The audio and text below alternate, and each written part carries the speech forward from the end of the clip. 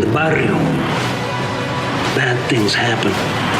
The soon-to-be-released movie El Chicano is what brought together Assembly Majority Leader Ian Calderon with one of the movie's stars, the producer, and its director. This is kind of our community's Crazy Rich Asians and Black Panther, and I want to, and I really want to explore that. And God bless you for saying that, boy. I tell you what, Whittier, from too, your lips sounds to just God's like- ears, right there, buddy. Since being elected in 2012, ensuring that California continues to be at the epicenter of film production has been a priority for Calderon.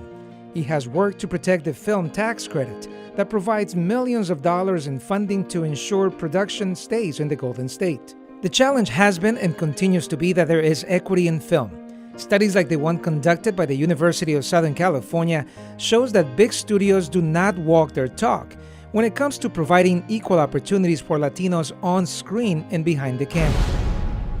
Who was he? El Chicano. The people behind the movie El Chicano, the first all-Latino cast movie in more than 2 decades, know this full well. Even with whatever influence I had, no one wanted to make this film. We got the financing of this out of Calgary. You know, they may not have a Mexican in Calgary at this moment. You know what I mean? Like, it was an understanding that this was something that was really good, and it didn't really matter. You know, and it didn't really matter that those were brown faces. It didn't really matter that there was.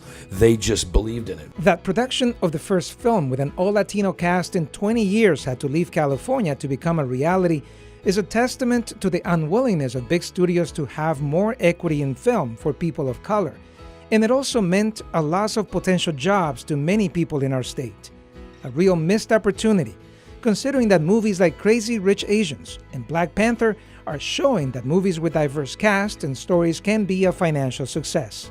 It was a concerted effort to make the cast almost entirely Latino and kind of say, that was something that we wanted to set. That was a precedent that was important to us. I think this is not only a movie, but a movement. And I think it's really important because Latinos represent 25% of ticket sales. So we are a quarter of the people who go see cinema, and we're only represented in cinema 3% of the time. The latest version of the film tax credit includes a voluntary data collection by the big studios on their hiring practices to ensure that it is representative of all the people in our state.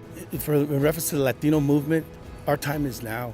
This is our opportunity to start telling these wonderful stories. And it's taking movies like this to go, listen, we're bankable. We have a voice. People want to see, Latinos in leading parts. That look in your eye. What do you see? Rage. El Chicano is based on the real-life story of its director, the absence of a father figure in his life, losing his older brother to gang violence. And it was yet another tragedy that further inspired him to finish this movie despite the lack of financial support in our state. I had the unfortunate tragedy. Yeah, I know. No, I know what you do.